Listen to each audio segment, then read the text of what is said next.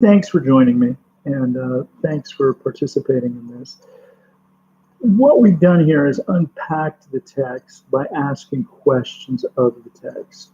And this is a theological discipline which uses the analytical facility of our human minds to go in and look at the text. What we've discovered when we're looking at Luke is that the question that Luke is asking, which is a little bit different than what we would ask. You don't have people going around asking, is Jesus innocent? But you might have had that question in the first century, wouldn't you? Right, where the Romans have crucified him, and there's a question of what's going on. But the question still applies to us today.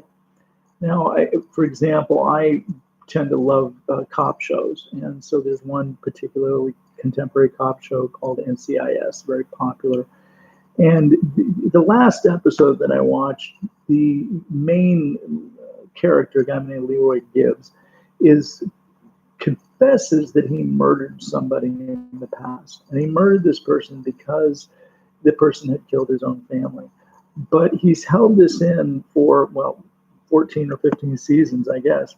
But the point being is that it really tears at the fabric of the group that he's working with.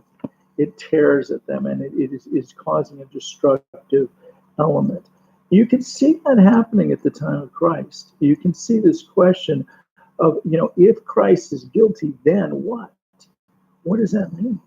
But if he's not guilty, if he's innocent, what does that mean? And Paul preaches this on Mars Hill to the Greeks. And it's an important part of understanding that world at that time. Was Christ guilty? And if he wasn't guilty and he was raised from the dead, then what does that mean? It also applies to us in terms of our own sense of guilt and innocence. But we're not going to get into the specifics. That's for you to develop your own testimony, your own preaching. When you go into the text, make sure you ask questions that are critical, because they will unpack aspects of the text that you won't get otherwise. And it's important for our actions as theologians, as ministers, and just as people that are exploring the Bible. So I want to thank you, and hope you enjoyed this, and we'll continue on in our course.